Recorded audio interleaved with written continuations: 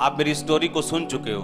जब मैंने ये कहा था कि 2004 में परमेश्वर ने मुझसे ये वचन के द्वारा बात की थी कि इसलिए हे मेरे प्रिय भाइयों, दृढ़ रहो और अटल रहो और प्रभु के काम में सर्वदा बढ़ते जाओ, क्योंकि ये जानते हो कि तुम्हारा परिश्रम प्रभु में व्यर्थ नहीं। और ये बात मेरे दिल को छुई थी कि अगर मैं परिश्रम करूं, अगर मैं मेहनत करूं, तो मैं अपनी प्रॉब्लम से, बीमारियों से, डिप्रेशन से, दुष्ट आत्मा से, हर एक चीज जो ट्रबल देती थी उससे मैं फ्री हो सकता हूं। और मेहनत शुरू की, मैंने आपको बताया, फास्टिंग शुरू की। हर हफ्ते 3, मैं नहीं कह रहा आप ऐसे फास्ट रखो, क्योंकि उसके अपने कुछ प्रॉब्लम्स भी हैं, कि हर हफ्ते 3 दिन रात के फास्ट, 3 दिन रात के फास्ट खोलने, तो दिन के फास्ट। अगर मुझे तब याद होता, कुछ पता होता कि फ्यूचर में मैं ऐसा होने वाला हूं, तो शायद मैं आपको यह भी बता देता कि मैं सिर्फ कितने दिन, 3 साल 2004, 5 और 6, कितने दिन मैंने सुबह खाना खाया, वो सिर्फ उंगलियों पे होता। इसलिए नहीं कि मैं बड़ा भगत था, इसलिए कि मुझे डिलीवरेंस चाहिए थी,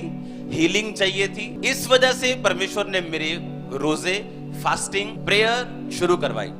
असल मकसद ये था जो आज आप देख रहे हो। लेकिन ट्रबल को परमेश्वर ने यूज किया, दुष्ट आत्मा को यूज किया, बीमारी को यूज किया, डिप्रेशन को यूज किया, हर फुलिश थिंग को परमेश्वर ने यूज किया कि मैं उसमें आगे बढ़ सकूं। और बाइबल कहती, अगर आप अपने आप से ज्यादा प्यार करते हैं, आप पापी हैं, गुनहगार हैं, आप व्यभिचारी। और इसीलिए बाइबल में लिखा, अपने शरीर को, अपने अंगों को धर्म के हथियार होने के लिए सौंप दो। जब फास्टिंग शुरू हुई, क्रेजी फास्टिंग, मैं नहीं रिकमेंड करता आज आप ऐसी फास्टिंग करें।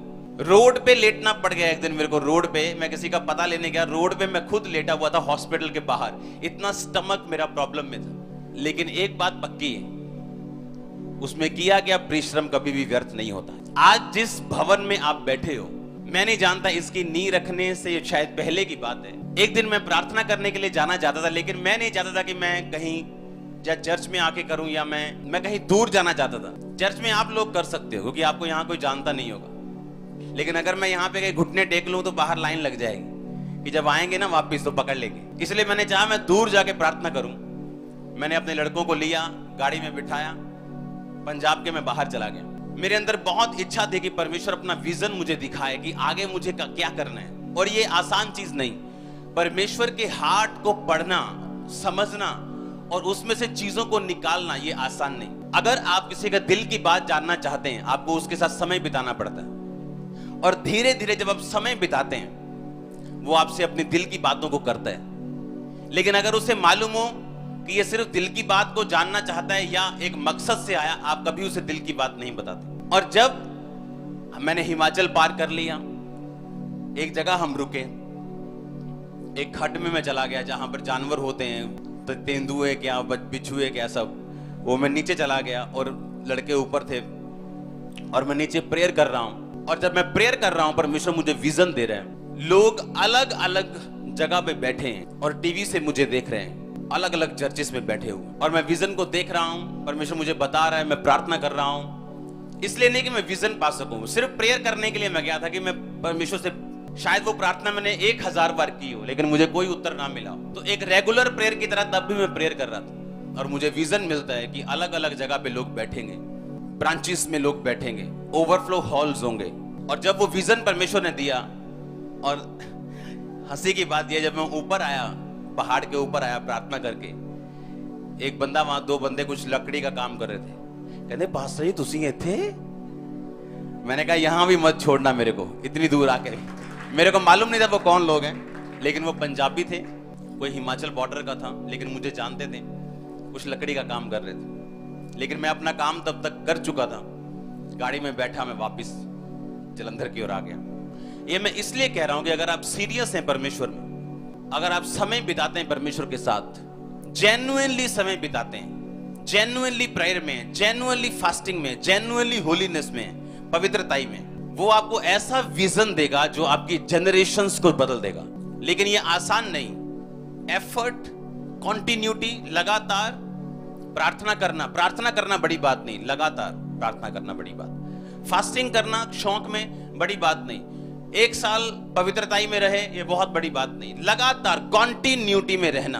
और याद रखो, परमेश्वर पास्ट में वो आपके साथ रहा है, हाँ या ना? अगर वो आपको यहां तक लेके आ सकता है, सोचो फ्यूचर कैसा होगा। अगर आप अपने पास की ओर ध्यान देंगे, बीते काल की ओर ध्यान देंगे, परमेश्वर ने आपको बचाया है, हाँ, सुरक्षित रखा है। आप दोनों किडनियां सही सलामत लेके बैठे हो, हार्ट सही सलामत लेके बैठे हो, बिना एक्सीडेंट के बैठे हो। तारीफ करो परमेश्वर की। और जितना आप रिकॉग्नाइज करेंगे परमेश्वर के अनदेखे हाथ को, वो उतना हाथ अपना बड़ा करेगा। अगर आप उसकी दी हुई ब्लेसिंग्स को, जिस जगह आप पहुंचे हो, परमेश्वर ने बहुतों को हटा दिया अपनी पोजीशन से, जब उन्होंने ये समझा कि हम अपनी बल बुद्धि और ताकत से यहां पहुंचे, या अगर हम नहीं होंगे तो कुछ नहीं होगा।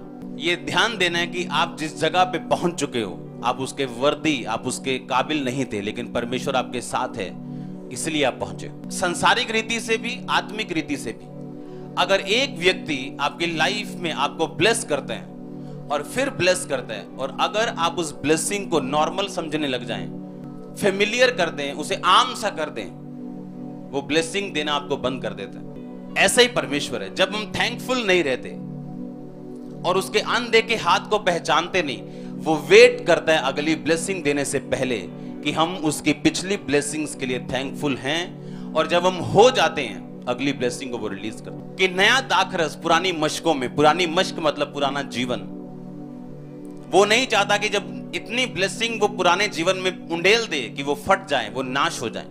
इसलिए वो वेट करता है, वो इंतजार करता है आपकी कैपेसिटी के बढ़ने का, वो वेट करता है। और जब कैपेसिटी बढ़ जाती है, उसके पास दाखरस की कोई कमी नहीं।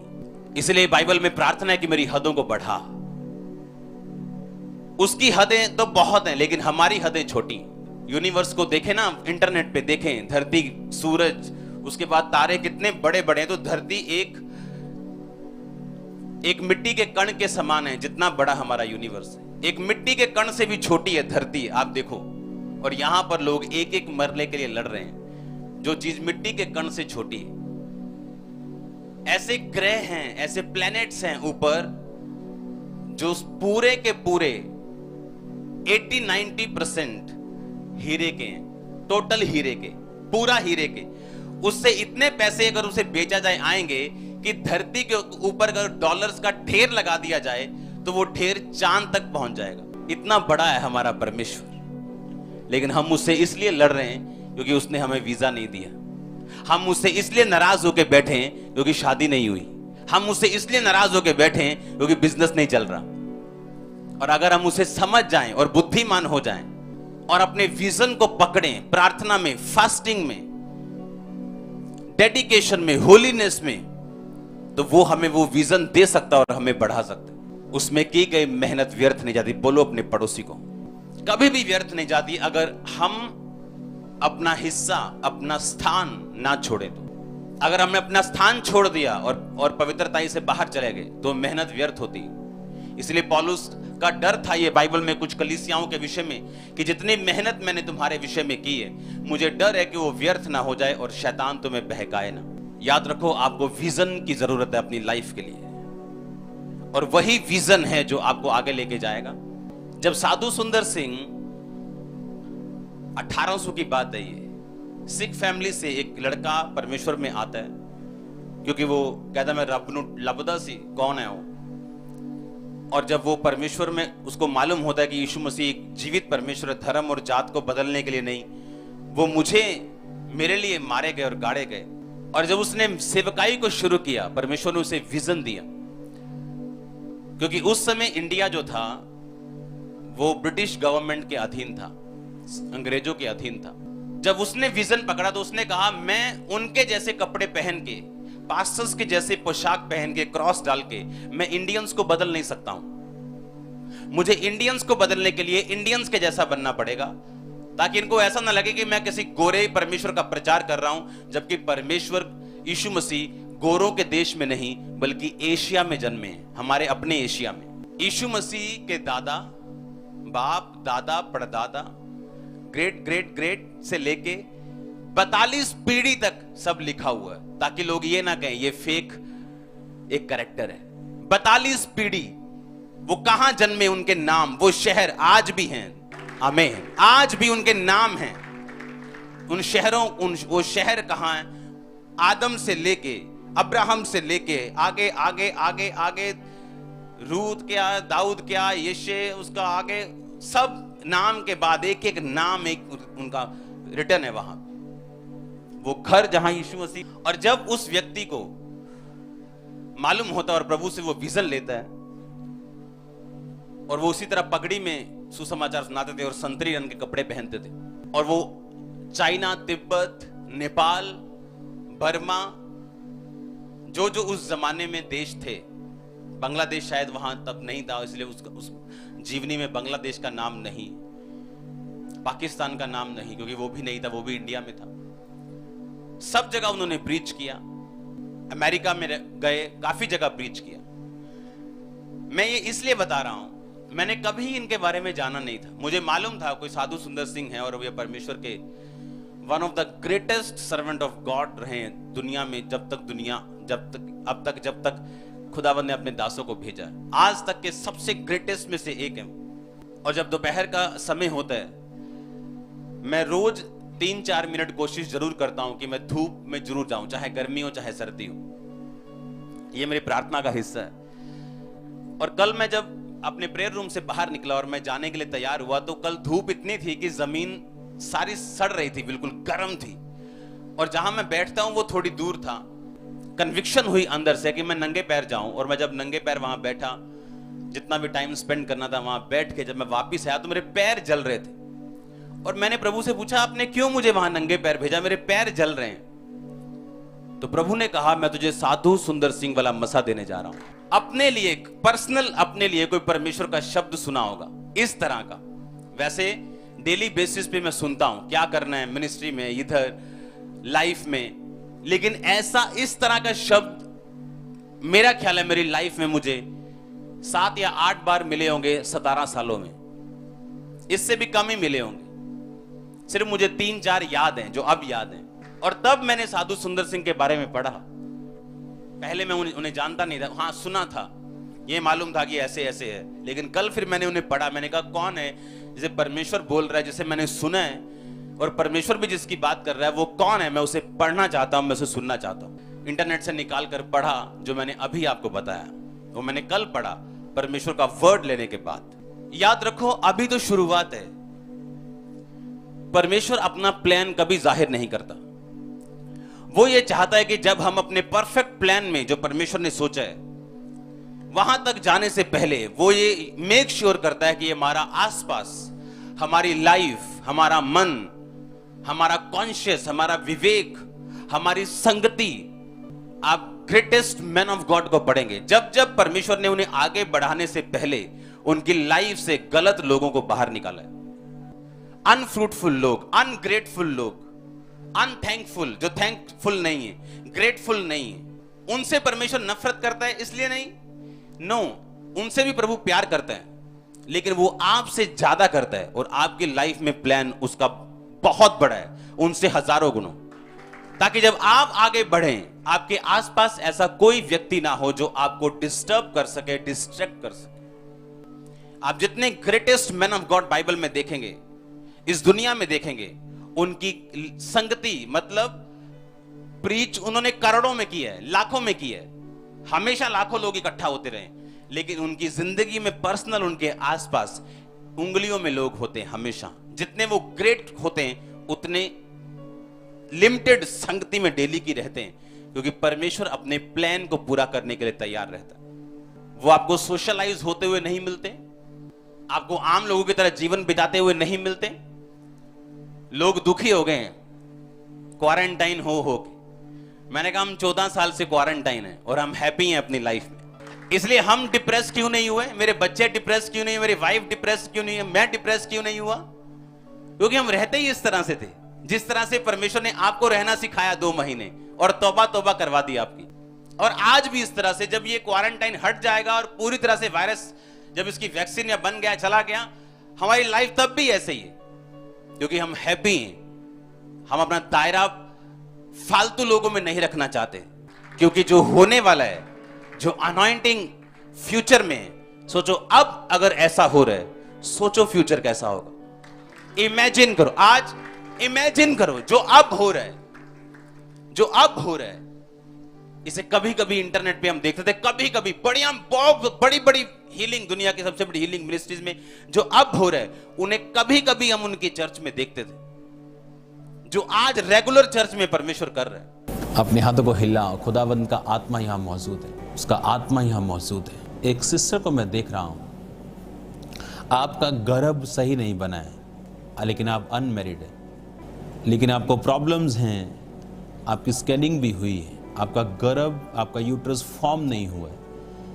मैं आज मीटिंग में खुदावंद की आत्मा को आपको छूते हुए देख रहा हूं, without any medicine, without any touch, without any exercise, कुछ भी किए बिना आपके अंदर और भी चीजें हैं जो पूरी तरह फॉर्म नहीं है, एक अधूरापन है। और मैं देख रहा हूं इस मीटिंग में खुदावंद का रूह आपको छू रहे हैं। आप जैसे जैसे बड़ी होंगे, अब वो फॉर्म होगा जो कभी नहीं हुआ, लेकिन आपको तब समझ आएगा जब आपकी मैरिज होगी, लेकिन आप हील हो चुकी राइट नाउ, आपकी 100% हीलिंग अभी हो चुकी, अब वो सिर्फ बढ़ेगा, फलवंत होगा। हर एक गुप्त रोग यीशु मसीह के नाम से भाइयों से बहनों को छोड़ के जाए, हर एक शैतान की ताकत आपको छोड़ के जाती रहे, जादू टोने जाते रहे, दुष्ट आत्मा के प्रभाव जाते रहे, जितने जादू टोने आपके घरों पे, आपके घरों की दहलीजों पे, आपके जीवनों में, दुकानों में किए गए, इन द नेम ऑफ जीसस। और परमेश्वर उसे डिलीवर कर रहा है। मैं वो हूं, इसका रंग सिस्टर का काला है, छोटी सी है, और परमेश्वर का आत्मा इसे छू रहा है राइट नाउ। इसने पंजाबी सूट डाला हुआ बिना चुन्नी के, और परमेश्वर का आत्मा इसे छू रहा है राइट नाउ। हिलाओ अपने हाथों को, थैंक यू जीसस।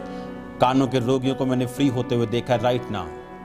आपके कान खुले, आपको चेक करना है, आपको चेक करना है, होली स्पिरिट कह रहा है आपको चेक करना है। जिनको कानों के रोग हैं, आपके माता पिता अगर मेरी बात सुन रहे हैं, अपने बच्चों को साइड पे ले जाओ, चेक करो। होली स्पिरिट ने मुझे क्लियरली दिखाया राइट नाउ कि वो दोनों कान ओपन हुए हैं। आपके गर्भ को मैं ब्लेस्ड घोषित करता हूं, be blessed in the name of Jesus.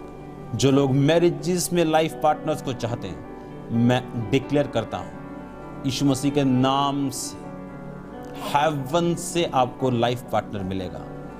और अब आप जब एफर्ट लगाएंगे, अब आप जब ढूंढेंगे, अब जब प्रार्थना में जाएंगे, मैं आपको ब्लेस्ड घोषित करता हूं। वेरी सून खुदाबंद का रूह कह रहा है कि आप टेस्टिमनीज के साथ आ रहे हैं। वो आपके फेथ को बढ़ाने के लिए एक नया काम आपकी जिंदगी में करने जा रहे हैं। मैं आपको, आपके बच्चों को ब्लेस करता हूं। सब तरह के रोगों को डांटता हूं, उनकी जिंदगियों से निकल जाए यीशु मसीह के नाम से। हर तरह का रोग, हर तरह की बीमारियां आपके बच्चों से, फैमिली से निकल जाए। वायरसेस, वायरल फीवर, हर तरह की infection, in the name of Jesus be free, in the name of Jesus Christ be heal. आपकी छातियों पर से बाहर गया, आप एक ब्रदर है, आपकी चेस्ट भारी है दोनों तरफ से, होली स्पिरिट आपको छू रहा है राइट नाउ। आजाद हो जाओ और चंगे हो जाओ। आपकी इन दोनों उंगलियों को परमेश्वर का आत्मा छू रहा है। ये इन्फेक्टेड भी हैं और टोटल भी हैं। आप एक यंग ब्रदर हैं, होली स्पिरिट आपको टच कर रहा है राइट नाउ। एक सिस्टर को मैं देख रहा हूं, आप पे दुष्ट आत्मा अटैक करता है, खास तौर पे जब आप रसोई में होती और जब आप गैस जलाने वाली होती। आपकी रसोई में मैं आप जलता हुआ देख रहा हूं चीज़ों को, लेकिन इस मस्से के कारण जो परमेश्वर का यहाँ मौजूद है, होली स्पिरिट मुझे कह रहा है कि वो एक ठंडक को आपकी लाइफ में भेज रहे हैं। उस दुष्ट आत्मा को मैं जाते हुए अब देख रहा हूँ। अपनी छाती पे हाथ रख लो, in the name of Jesus Christ. दुष्ट आत्मा निकल जाए यीशु मसीह के नाम से।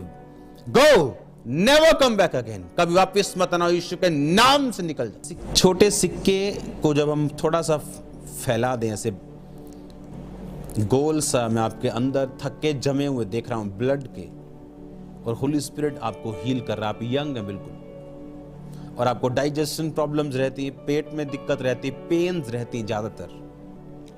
मेडिसिन आप खाते हैं, लेकिन कब इसने होना है, कब खत्म होना है, लेकिन होली स्पिरिट आपको छू रहा है। ये एक डेविलिश अटैक है, ये गलत, ये टूना खाने का रीजन है, जादू खाने का रीजन है, और होली स्पिरिट आपको फ्री कर रहा है राइट नाउ। मैं उसको, आपको फ्री होता हुआ देख रहा हूं। उसकी ग्रोथ को खत्म होते हुए, रिड्यूस होते हुए, खत्म होते हुए उसे देख रहा हूं। Thank you Lord. मैं आपको ब्लेस्ड घोषित करता हूं, आशीषित घोषित करता हूं in the name of Jesus Christ. मैं आपको ग्रेस में मिलूंगा Tuesday, Thursday, Sunday, copy pen हमेशा रेडी रखो, लिखो, बाद में पढ़ो, रिपीट करो, रिपीट पढ़ो, रिपीट सुनो। आप मीटिंग दोबारा सुनेंगे, हीलिंग फिर होगी। जिनकी स्टार्ट हुई कंप्लीट होगी, और होगी, कंप्लीट होगी। क्योंकि मसा जिन लोगों के ऊपर होता है, उनकी बुक्स को अगर आप 100 साल बाद भी पढ़ेंगे, आप उसी मसे को फील करेंगे। मेरा ये बिलीव है कि प्रभु ने आज आपको छुआ और वो आपको अपने करीब करेगा और आपकी मुश्किलों को दूर करेगा। कभी ना छोड़ेगा, कभी ना त्यागेगा, आपके साथ खड़ा होगा। एक वंडरफुल, सामर्थी, हंसमुख जीवन और फैंटास्टिकली सक्सेसफुल लाइफ देने के लिए वो तैयार है। आप सोच भी नहीं सकते। इंग्लिश के वर्ड आप ग्रामर चेंज कर देंगे अगर आप बोलना शुरू कर देंगे तो। वो इतना ग्रेटनेस के साथ आपकी लाइफ में काम करेगा। उसको टाइम दो, उससे प्रेम करो, उससे लिपटे रहो, खड़े रहो और अड़े रहो। और एक ही परमेश्वर यीशु मसीह, 4 परमेश्वर अगर हैं तो वो आपका परमेश्वर नहीं, वो जेलसी रखने वाला परमेश्वर। अगर एक ही परमेश्वर है यीशु मसीह, तो वो आपकी केयर करेगा। जिसका एक पति हो वो केयर करता है। अगर 10 पति हो तो आप जानते हो उस औरत को क्या कहते हैं। जो लोग पहली बार मुझे देख रहे हैं और प्रभु को ग्रहण करना चाहते हैं, अपनी आंखों को बंद करो, अपने हाथों को उठाओ और बोलो, प्रभु यीशु मसीह मैं पापी हूं, मुझे माफ कर, अपने लहू से मुझे धो, मेरे सारे पापों को धो। मैं तेरे वचन को कबूल करता हूं कि तू जीवित परमेश्वर, तू मेरे लिए मारा गया, गाड़ा गया और तीसरे दिन मुर्दों से जी उठा। तू मुझे अपना बेटा, अपनी बेटी ग्रहण कर। प्रभु यीशु मसीह के पवित्र और सामर्थी नाम में हम मांगते हैं। आमीन, आमीन।